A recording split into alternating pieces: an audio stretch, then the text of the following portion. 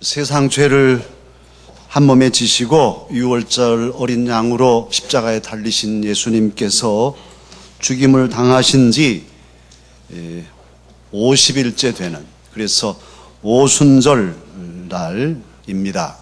이 오순절 날에 성령님께서 임하여 주셨습니다. 그래서 우리는 이 날을 성령 강림절이라고 하고, 목사의 스토를 빨간색으로, 드림천도 빨간색, 성령의 불꽃을 상징하는 이런 색깔로 하였습니다.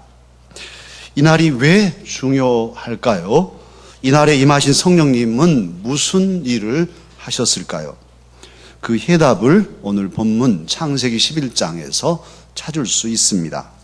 창세기는 총 50장으로 되어 있는데요, 1장부터 11장까지의 역사를 원역사라 그렇게 부릅니다.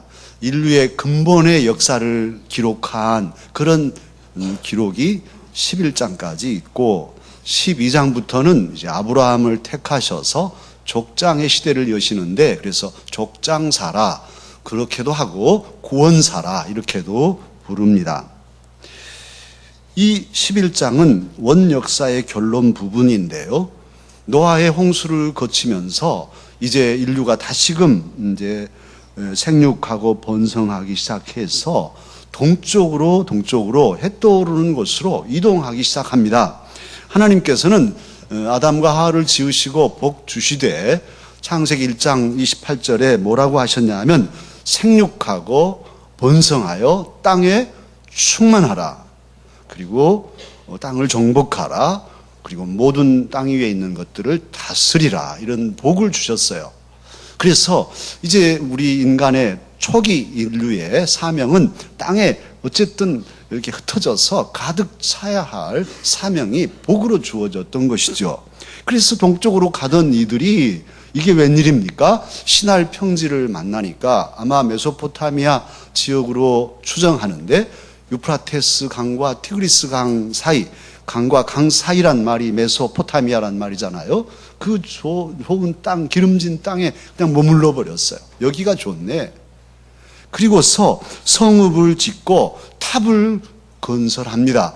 랜드마크를 만드는 것이죠. 높이 솟은 탑을 중심으로 우리들 어디 가든지 이 탑 보고 모여 해가지고 터지지 말고 여기서 살자, 그렇게 의견을 나눕니다. 그들이 그렇게 성읍을 짓고 탑을 세운 목적이 4절 하반절에 흩어짐을 면하자 이렇게 다짐한 거죠. 그런데 사실은 흩어짐을 면하자고 하는 이 말 자체가 하나님은 널리 땅에 충만하라고 하시는 말에 어긋지는 것이에요. 그래서 하나님 뜻을 정면으로 반대하고 하나님과 맞서는 이런 주장이 오늘 본문에 기록되어 있습니다. 그리고 탑을 세우면서 하늘까지 닿게 하자고 하고 있는데, 사실 상징적으로 하늘은 하나님의 거처라고 신명기에는 말씀하고 있고, 이사야 선지는 하늘은 하나님의 보좌라 이렇게 말씀하고 있는데, 이들이 하늘까지 닿는 탑을 쌓는다는 것은 하나님을 모욕하고 하나님의 영역을 침범하는 이런 행위가 아닐 수 없습니다. 또 이들이 이렇게 탑을 쌓으면서 뭐라 하냐면, 우리 자기들의 이름을, 우리들 이름을 높이자, 이름을 내자 이렇게 말하고 있어요. 거룩하신 하나님의 이름, 성호를 찬양하고 여호와의 이름을 높이고 영광을 하나님께 돌려야 할 사람들이 우리 이름을 내자 이렇게 얘기하고 있는 것도 하나님은 안중에 없는 태도이죠. 사랑하는 강서 가족 여러분, 옛적에는 그랬다 할지라도 오늘날 21세기를 사는 초현대, 초도시국가의 이 우리들의 모습은 어떻습니까? 도시 문화 자체가 그런 한계를 가지고 있습니다. 참으로 사람들이 집중하기 때문에 바글바글 끓는 이 사람들이 솟아날 곳이라고는 위로밖에는 솟아날 수가 없어요. 도시화가 되면서 농촌의 인구들이 도시로 몰리고 시골은 피폐해지고 도시는 사람이 많아서 어렵고, 이 강서구 이 지역 올로 목사님 때는 꽁이 날아다니던 이곳이 지금은 바글바글하니 꽁이 어디 있어요, 꽁이. 꽁을 어디서 찾겠습니까? 정말 사람들이 많아졌어요. 지난 주일이 제가 만 18년 우리 올로 목사님과 이 취임식 한 바로 그 주일인데요. 18년 전에 제가 오니까 우리 권사님, 어르신 권사님들이 시골 목사님 63 빌딩도 안 가봤다고 그 빌딩 구경시켜 주셔서 처음으로 63 빌딩 올라가 봤습니다. 그때는 덜렁 서울에서 가장 높은, 우리나라에서 제일 높은 빌딩 63 빌딩 하나만 있었어요. 지금은 그 여의도 쪽 가면 잘 안 보여요. 빌딩이 막 숲을 이루어가지고 63 빌딩이 외롭지 않아요. 그때는 엄청 외로웠는데 이제 외롭지 않게 됐어요. 하늘을 닿는 집이라고 하는 이 마천루가 세계에도 많습니다. 세계에서 가장 지금 현재 높은 그런 빌딩은 두바이에 있는 부르즈 할리파라는 빌딩인데 첨탑까지 해서 829.8m입니다. 그런데 이제 이 녀석이 좀 있으면 1등의 자리를 내줘야 되는데 중국의 후난성에 스카이시티가 만들어지면 지금 건설 중인데 838m 그래서 이제 물려주게 돼요. 스카이시티가 내가 제일이라고 말할 게 못된 게 2019년이 되면 사우디아라비아에서 킹덤 타워를 세우는데 이 킹덤 타워는 얼마냐? 첨탑 끝까지의 높이가 1007m입니다. 1km가 넘는 건물이 뾰족하게 하늘을 향해서 치솟게 돼 있어요. 그 다음에는 1010m, 1050m, 뭐 2000m 막 이러겠죠. 계속 더 높이. 세상의 사람들은 물질과 사람을 우상화하는 만몬의 나라를 세우려 합니다. 더 크게, 더 높이, 더 화려하게 그렇게 자신들의 거처와 자신들의 도시를 가꾸려고 합니다. 이건 바벨탑을 쌓을 때부터 있는 우리의 DNA예요. 우리의 원초적인 본능이에요. 권력도 더 높이 더 높이 집중해 가고 있잖아요. 미국 대선이 지금 정말 염려됩니다. 힐러리 여사와 트럼프 둘 대결에서 어떻게 그래도 미국이 지성 있는 나라인데 트럼프 같은 막가파가 될까? 아니 이제는 여론조사를 했더니 트럼프가 앞서고 있답니다. 트럼프는 정말 막가잖아. 막가파로 말하잖아요. 미국에는 이 불법 체류하는 이민자들이 1010만 정도 있는데 그 중에서 680만 정도가 이 여러 가지 어려운 일들 그 불법 체류하면서 노동을 하고 있는데요. 그렇잖아요. 자기가 대통령 되면은 1010만 모든 불법 이민자들 다 추방한다. 다 몰아내겠다는 거예요. 그리고 멕시코 쪽에 이 정말 철통같이 국경을 봉쇄하고 외국 사람들 다 쫓아내고 이런 아주 강경책을 쓰겠다는 것이니까 우리나라도 미군들 우리나라 지키는 미군이니까 대한민국이 모든 비용을 다 대라 뭐 이렇게 말하고 있습니다. 나라의 빚도 협상해서 갚든지 못 갚으면 그냥 달러 막 찍어내가지고 갚아버리지 뭐 이런 식이니 세계 경제를 어떻게 할지 불안하기 짝이 없어요. 그런데 왜 트럼프가 인기를 얻느냐? 미국 시민들이 지지해 주니까 괜찮다는 거예요. 그런 막가파여도 우리들 잘 살게 되고 우리나라 안전하고 우리들 어려움 없이 그 노동자들 다 빠져나가면 일자리 많아지니까 우리 잘 사네. 그러니 괜찮아. 좋아. 지금 이러니까 인기가 올라가잖아요. 필리핀에서도 선거를 해서 두테르테란 사람이 대통령에 당선됐습니다. 이 두테르테가 선거운동하면서 뭘 공약으로 내걸었냐면 내가 대통령이 되면 범죄자들 10만 명을 죽여가지고 물고기 밥을 만들겠다. 이렇게 했어요. 두테르테는 자기 지역의 시장을 30년간 한 사람인데 범법자들을 재판도 없이 바로 직결 처분한 사람이에요. 그래서 마약으로 찌들린 시를 깨끗한 시로 만들었다는데요. 두렵죠. 그런 독재적인 의지를 가지고 필리핀을 어떤 나라를 만들지 우리는 조마조마합니다. 저는 이런 현상들을 보면서 뭐 두 가지가 밖에 안 되지만 이게 이런 세계적인 어떤 흐름이지 않을까 집중해 가는 어떤 권력자에게 집중해 가고 환호하고 하는 이런 현상 물량 중심 더 높이 해 가는 이런 그런 사상과 사조가 교회 안에도 들어오고 있지 않는가 염려하지 않을 수가 없습니다.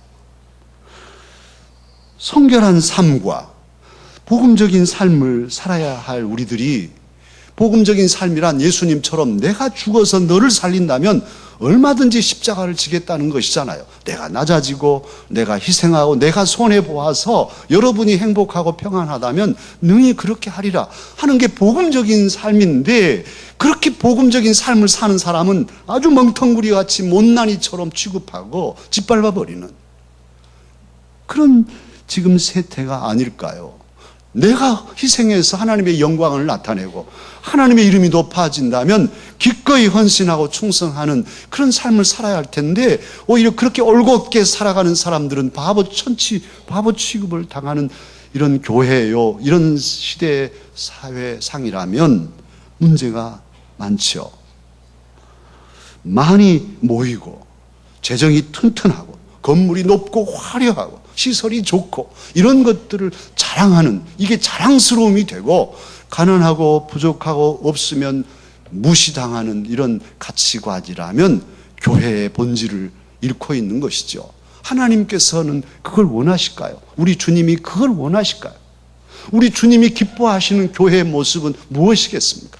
주님께서 기뻐하시는 그리스도인의 삶의 그 태도와 모습은 무엇이 되겠습니까? 만약 우리가 더 높이, 더 화려하게, 더 많이 가지는 것으로 자랑으로 삼고, 당신들 교회 몇 명 모여? 그것밖에 안 모여? 뭐 이런 식으로 하대하고 무시하는 태도를 견지한다면 우리는 참으로 주님의 눈밖에 나게 될 것입니다. 주님은 오늘 이런 인간의 풍조에 대해서 어떻게 대처하십니까? 오늘 본문이 답을 주고 계시죠. 참으로 성읍을 짓고 높은 탑을 지어가던 일치단결해서 최고의 건물을 세우자고 그렇게 신할 평지에서 애를 쓰고 있는 이런 사람들을 보러 내놓으시죠. 그리고는 그들의 일치단결한 연합, 그 연합을 깨뜨리십니다. 어떻게 깨뜨리시나요? 그것은 언어를 혼잡하게 해서 깨뜨리십니다. 사실 언어를 주관하는 것은 성삼위 중에 성령 하나님이신데 이들의 언어를 혼잡시키셔요. 오늘 1절을 보면 온 땅의 언어가 하나였다고 1절에는 증거하고, 9절 마지막 부분 중간쯤 보면 온 땅의 언어를 혼잡하게 하셨다는 거예요. 하나였던 온 땅의 언어가 딱 하나였는데 말과 글이 하나였어요. 그런데 이걸 흐트러 버리신 거죠. 그래서 이해할 수 없게 만드셨다는 거예요. 언어는 생각을 담는 그릇입니다. 네모진 그릇에 물을 담으면 다 네모지잖아요. 생각이 네모지게 되고, 세모난 그릇에 물을 담으면 세모나듯이 그렇게 그릇에 따라서 생각이 달라지는 것이죠. 그런데 이 언어라는 그릇을 깨버리면 생각이 흐트러지게 되는 것이잖아요.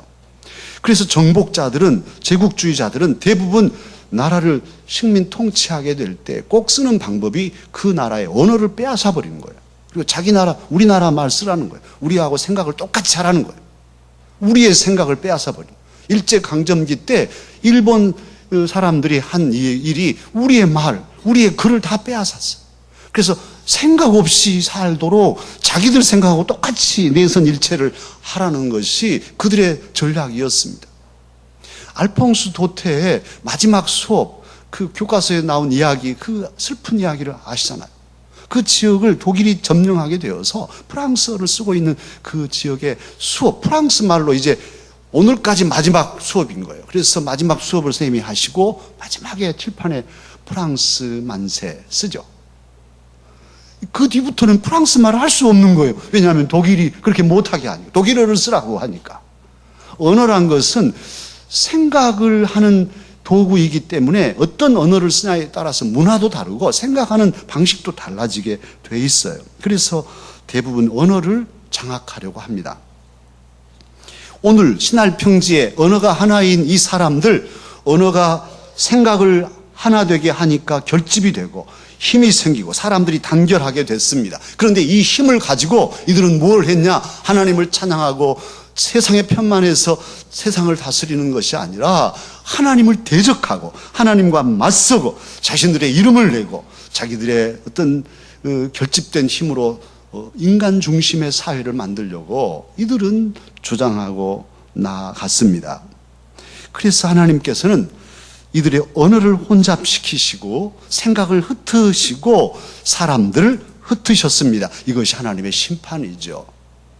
그런데 우리 창세기 1장부터 11장까지 원 역사를 보면서도 느끼지만 하나님은 사랑이셔서 사람을 벌하시면서도 아예 죽이시지 않아요. 아담과 하와가 범죄할 때 에덴에서 쫓아내시지만 그냥 보내시지 않고 가죽옷을 지어 입히시고 또 여인의 후손이 뱀의 머리를 깨뜨릴 것이라는 구원의 약속을 주셔요. 노아 홍수 다 죽이지 않으시고 노아의 가족들을 살려내시고 그들을 통해서 인류를 번창케 하시고 또 구원의 역사를 펼쳐가셔요. 오늘 또 언어를 혼잡케 하시고 민족으로 흩으시지만 그냥 흩으시지 않고 12장에 가면 바로 12장 1절부터 아브라함을 하나님의 메시아의 조상으로 택하시잖아요. 그렇게 구원의 길을 열어놓으셔요. 그리고 때가 차니 예수 그리스도 메시아가 아브라함의 후손 중에서 다윗의 후손으로 오게 하셨어요. 그래야 성자 예수님은 그렇게 오셔서 십자가에서 우리의 모든 죄를 사하시고 구속을 완성하시고 그리고 50일 지난 1순위 10일이니까 5순 5순위 지난 날에 성령님께서 강림하여 주셨습니다. 그날이 오늘입니다. 할렐루야. 성령님이 오셔서 첫 번째 이 창세기 11장에서는 오늘을 혼잡케 하시고 흩으신 역사를 이루셨지만 이제는 그렇게 흩으신 것이 아니라 오히려 120여 명의 그 제자들에게 각각에 임해서 스스로 자기도 모르는 다른 나라의 말들을 하게 하였는데 그때 예루살렘에 유월절을 지키러 오고 오순절을 지키러 왔던 많은 교포들이 그들의 언어 이상한 말로 하는 다른 말로 하는 그 말들을 듣고 그 말로 예수님의 십자가 복음을 듣게 되고 믿게 되었습니다. 할렐루야. 그래서 예수 그리스도 안에서 신앙을 결단하고 신앙 안에 하나의 공동체 예루살렘 교회가 태어나게 되었습니다. 복음이신 예수 그리스도 안에서 성령의 역사는 이제 흩트는 역사가 아니라 참된 일치를 이루는 진정한 화해와 화목을 이루는 역사를 시작하셨습니다. 사랑의 교제로 초대교회는 내 것도 없고 너의 것도 아닌 우리 모두 유무상통한 원시공산사회를 이루게 하셨습니다. 이것이 성령의 역사입니다. 북한 노동당이 얼마 전에 36년 만에 제7차 당대회를 열었죠. 뉴스에서 우리는 다 봤습니다. 그런데 이 당대회에서 최고 권력자인 이 30대 새파란 이 청년이 나라를 이끌어 가잖아요. 그 앞에서 박수 잘못 쳤다가는 바로 죽는 이런 나라인데요. 김정은이 그렇게 말했어요. 우리는 반드시 자강력 제일주의를 높이 들고 나가야 한다. 우리가 믿을 것은 오직 자기의 힘밖에 없다. 이렇게 주장했어요. 사랑하는 강서가 여러분, 정말로 우리가 믿을 것은 내 힘밖에 없을까요? 물론 하나님이 없다고 하는 공산주의자들이야 믿을 게 못 있겠어요. 자기 힘밖에 없죠. 그러나 저와 여러분은 아닙니다.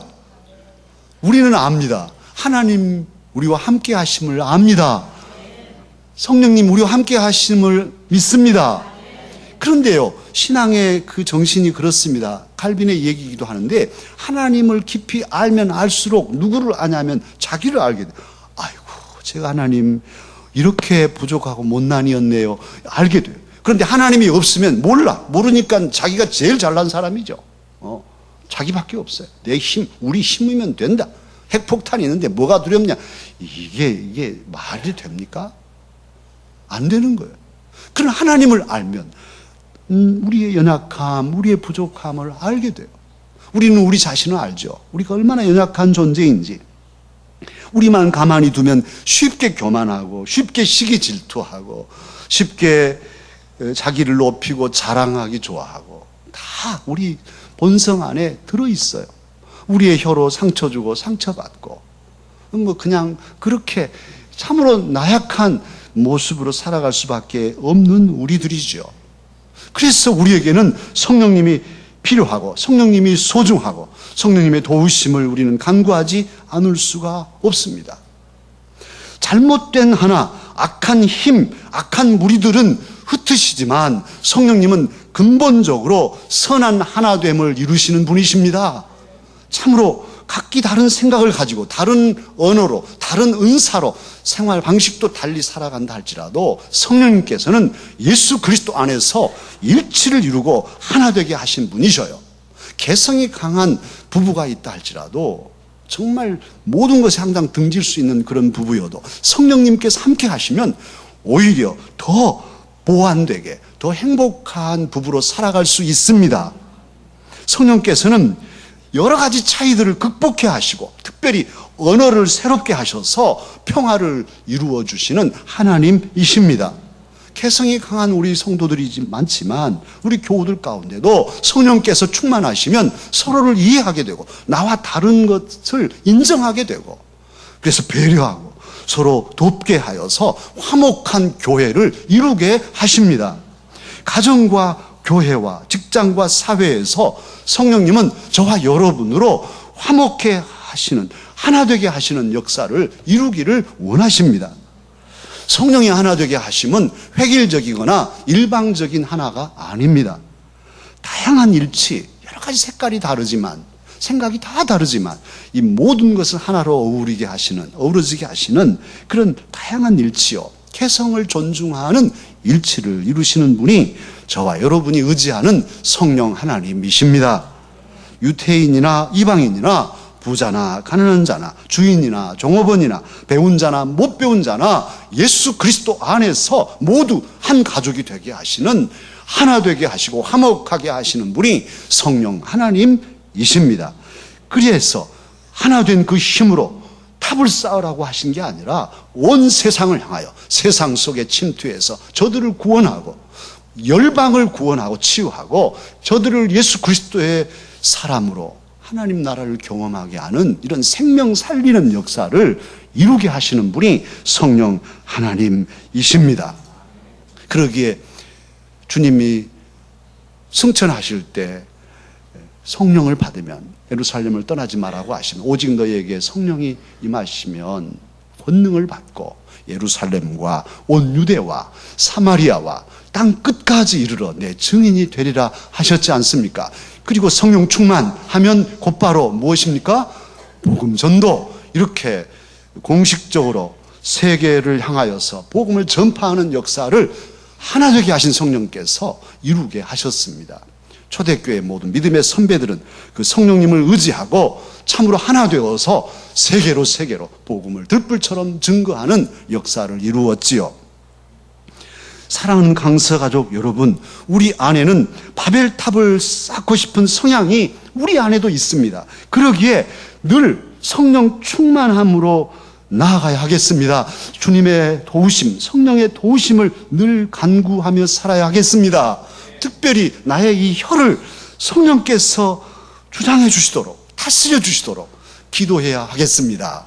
헬라의 속담에는 그런 말이 있습니다. 혀는 뼈 하나도 없고 약하고 작지만 많은 사람을 찌르고 죽인다. 특별히 헬라에는 민주적이고 소피스트들이 막 말로 재판을 막 뒤집고 그랬었거든요. 이 혀라는 게 사람을 막 선한 사람도 죽여버릴 수도 있고 찌르고 상처 줄 수 있다는 거예요. 사랑하는 강서가족 여러분, 과연 나는 내 말로 얼마나 화목을 이루며 살고 있습니까?